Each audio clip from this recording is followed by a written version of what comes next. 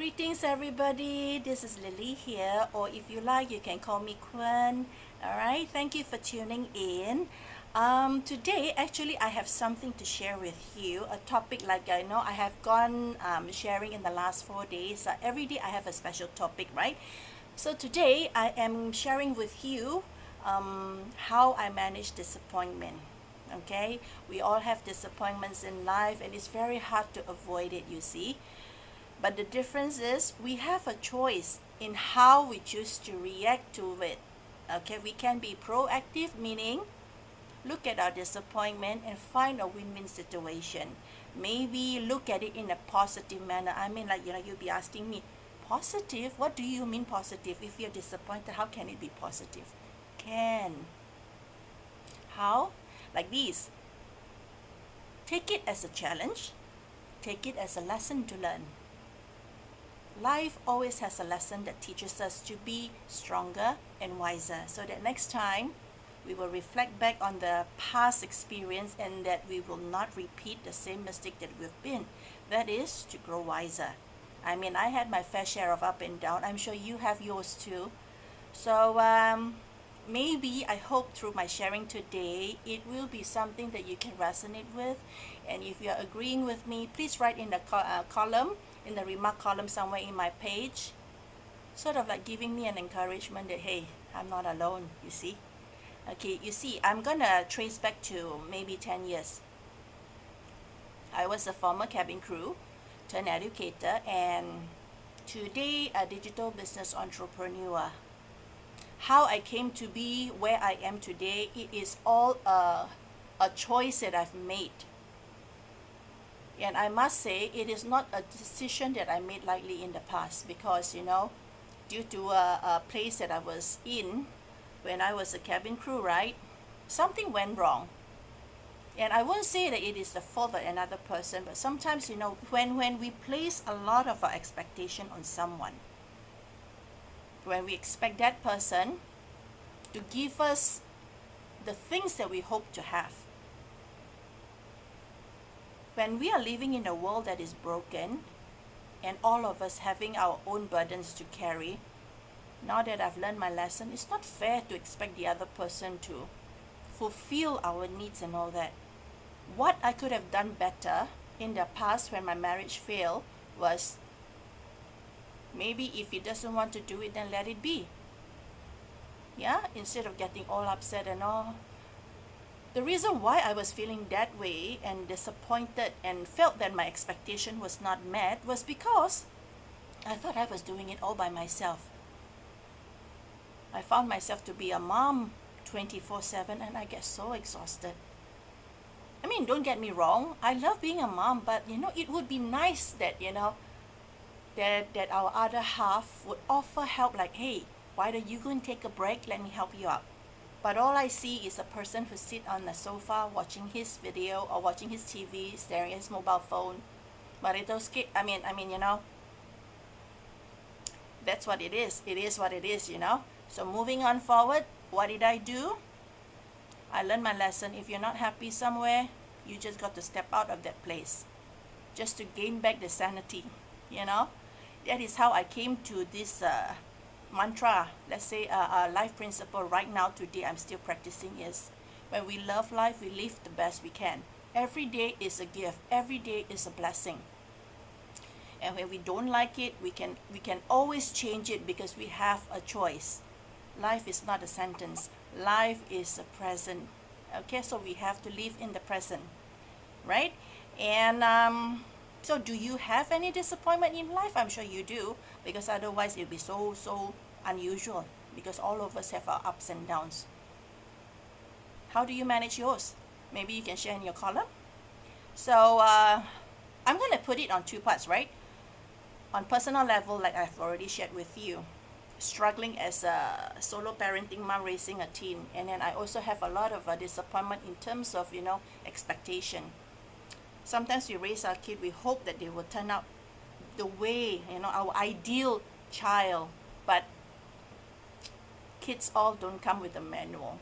They are gift from heaven, so we have to learn to communicate. Sometimes I also learn valuable lesson from my teen. how to communicate with him, right? So on personal level, every day is a learning moment. Every day I'm learning to be a better parent. And that is the whole reason that I chose to be a digital business entrepreneur, because it works both ways, right? When I am present, I'm able to monitor him so that he doesn't learn all the wrong things. So managing our expectation is so important. Now going back to the day that I choose to walk out, right? And then I became an educator. And at my workplace, I was giving everything that I could, giving my best. Well, it's not that my the person that hired me, it's not that they are not doing their best. They are, but sometimes you do feel like you're underappreciated, if that even makes sense. Like you're giving so much and you expect through appraisal like, oh, the appraisal, it has to be a certain level. Okay, this is my expectation because I've given that much. I want to be appreciated. I have always been punctual and my projects are always on time and it's always the good report. And then ding, it turns out differently. And because if your immediate person that oversees your work, right, tells you that, oh, we have to be fair, we cannot give you too good, otherwise, we will look like we practice favoritism. Okay, whatever. Yeah, so it's okay. Being a solo parenting mom, that is another hiccups that I face in life. So, but I still need to bring home the bacon, raise a teen, right? So yeah, just when things were going smoothly, and then I thought, okay, right, maybe this is the day, this is where I'm heading. I'm just gonna keep going where I do so well. I love getting in touch and talking to kids. It's just fun, to see kids learn. And then boom, one day I was caught at the crossroad again. This disappointment turned out to be a blessing in disguise. You know why I say it that way? Because when I was at my place that I was fulfilling my obligation, I got hurt. And because of that severe injury, it was on my cervical spine, right? What happens was I was on a very long leave of rest because I have to recuperate, because the specialist told me that oh, do you want to have the invasive surgery? So which means that to correct the cervical spine, it has to go through from the front of the throat to going back to the where the spine is, and then fix the problem there. And I was thinking to myself, no way, that's crazy. I mean, like, what if I don't wake up from it? Who's gonna take care of my baby? Well, he's not a baby anymore. Like I said, he's a teen right now.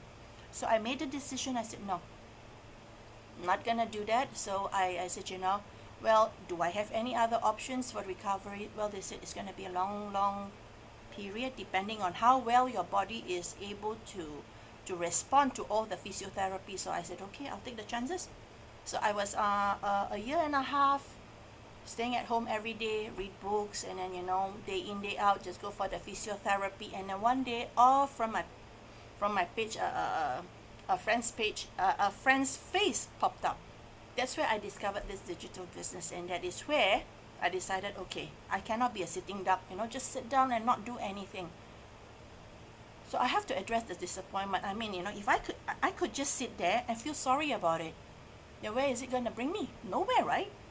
So I told myself, okay, there is two ways about this. I can sit there and cry, or just get up, dust my knee, wipe my tears away, take one step at a time, and just keep going. Because all of the letters that I sent out came back cricket sound, no news, nothing. So I told myself, if nobody's going to take me, I'm going to make the opportunity for myself. So here I am, a digital business entrepreneur.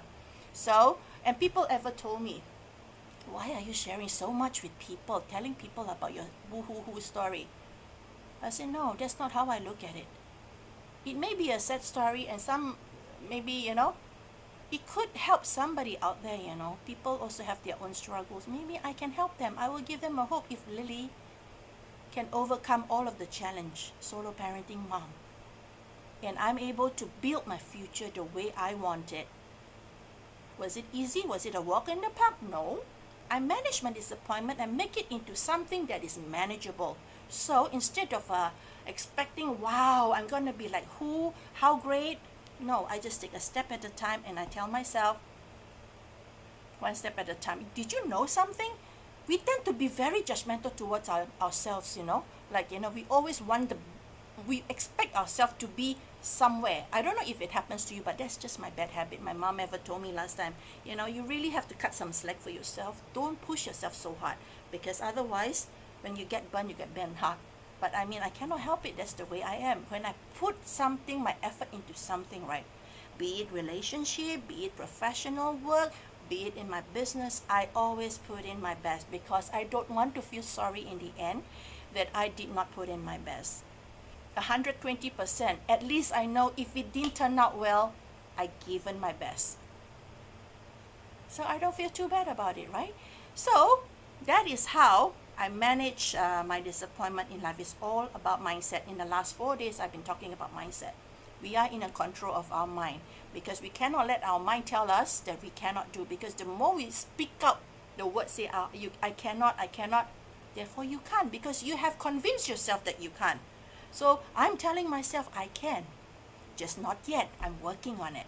Yeah, so that is the difference. Now hang on a second. Just a couple of days ago, right, I have read this passage on one of the posts I saw, and in the past I didn't know how to put it into like a proper statement, but then I realized this lady who shared this, right, she has put it in a very very clear point. Okay, never mind, enough of that, let me just continue on. Okay, and she says that we do not run away from difficulty or when we feel that we cannot manage our disappointment, but instead we stay put, observe with our eyes, and see what is happening. Know the problem that we are in, and then when you know the problem is there, then you can better manage. Do you know, let me put this across to you, like for example, if you're standing on a soccer field, right, someone kick a football and it goes up in the sky, it comes down on you. Do you close your eyes? Don't want to see. It will sure hit you in the head. But instead, a professional footballer, they don't just hide. They will look at where the ball comes and then you just tackle it, So that's what we should be doing. We don't close our eyes and hope that it will not hurt you. Anything can come in our direction if we are not careful, Like you want to cross the road, you have to see where, if the traffic is coming, and then you cross the road, right? You don't say like, oh, I'm afraid, close my eye, let's just walk, tikam, guide and say, hopefully nobody is gonna, boom, something bad happens lah. Okay, pardon me or my very typical Singaporean slang here. Anyway, if you understand, can lah, huh? Okay, so what I was saying is there is this a few points, 1, 2, 3, 4, 5 that she has shared that I find very, very useful. It also serves as a reminder for myself. I have to keep reminding myself every day. Okay, since I read this, okay, she says, lacking in accountability is a person who would always shift the blame. Wow, I was like, have I done that? Have I always like pushed the blame away? I think I did. I might have done that. I was disappointed in with the expectation that someone would do well, and if that person don't do well, then they have disappointed me. So am I putting the blame on the person? I think so, I did. Yeah. And the second one that she says, lacking in self-awareness. That is like, we are playing victim. So we should not be playing victim, but instead learn from the things that we are caught in, and then try to find a way out from it. And lacking in communication is point number 3, where she says that, people who are lacking in communication skill, they like to say things like, they like to argue. They argue all the time, and they avoid confrontation, and they avoid uncomfortable or difficult conversation. Like when they say something mean to you, when you hold them on to their word, why did you say that? Help me to understand. Why did you say that word? It's hurtful. And that person will like, no. They will argue their way out. So, we will have to find a way to get this message across to them that, hey, listen, we can disagree, but we don't have to be hurtful in ways that we communicate ourselves, And many years ago, somebody said this really nice sentence like, say what you mean what you say. Just don't be mean in how you say it. Catchy tune, right? It's a very catchy phrase. Mean what you say what you mean. Just don't be mean in how you say it. Wow. Okay, the point number 4 that she shared is, lacking in emotional intelligence are people who love to call someone else, hey, you're very sensitive. You are always so sensitive. Why are you so emotional, huh? Why are you so emotional? Even worse, they say, why are you so needy? Couple will hear this a lot, okay, because I've been there. Why are you always so needy? Hello? If I've been taking care of a baby 24/7, I am tired. I'm not being needy. I actually want you to support me. Let me have a break. Let me have a rest. Imagine a former cabin crew, when I became a mommy, I couldn't recognize myself when I look in the mirror. I don't know who I am anymore. Hair all messy, no makeup, and I look like, ugh. I thought I saw a ghost in the mirror, but anyway, that was then. So, and last but not least is, a person lacking in effort are people when you try to explain things to them but you don't get any reaction. Because they simply shut down and they're not interested anymore. And they don't bother telling you. And they just left you, and then they don't respond to your messages. They don't at least explain to let you understand, like, why they chose not to do what they promised to do. Yeah. So these are the 5 points that this blogger shared online. So I thought you might want to hear it, and it's useful, So we got to be mindful. People who are lacking in accountability, communication skill, emotional intelligence, and lack of interest. So these are all about mindset and attitude. Yeah. Okay. So managing our disappointment in life, it all boils down to expectation. Don't expect too much. Hope for the best, expect for the worst. That's what my mom used to tell me. So now I finally understood. My goodness, it takes so long for me to realize that. Because in the past, I always think that, as long as I put in my best effort, everything will be a-okay, until it wasn't okay, lor, right? Anyway, I hope you find that my sharing here is somehow something that you can resonate with. So let's continue to give our best in life. Let's be more willing to forgive when someone does wrong to us, and don't be overly judgmental.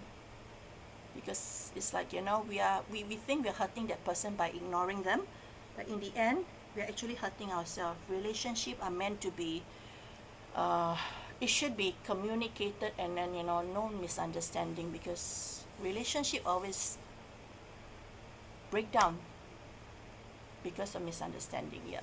Even in my professional life, in this business, I have my fair share of disappointment. Because when I first started off, it wasn't a walk in the park. It was tough because I have no basic in technology. I was not tech savvy. Okay, if you ask me to do Microsoft Words, PowerPoints, and Excel, okay, can do. But you talk about leveraging on social media, I have zero knowledge. So my expectation is, I expected that, I can master it. And then when I put in effort, I find that, I still can't make it. I get very angry with myself. I get very upset. So in the end, it actually hindered my progress in this digital business. So I learned to manage my expectation. And today, in fact, at this very moment, let it go. Do the best that we can, right?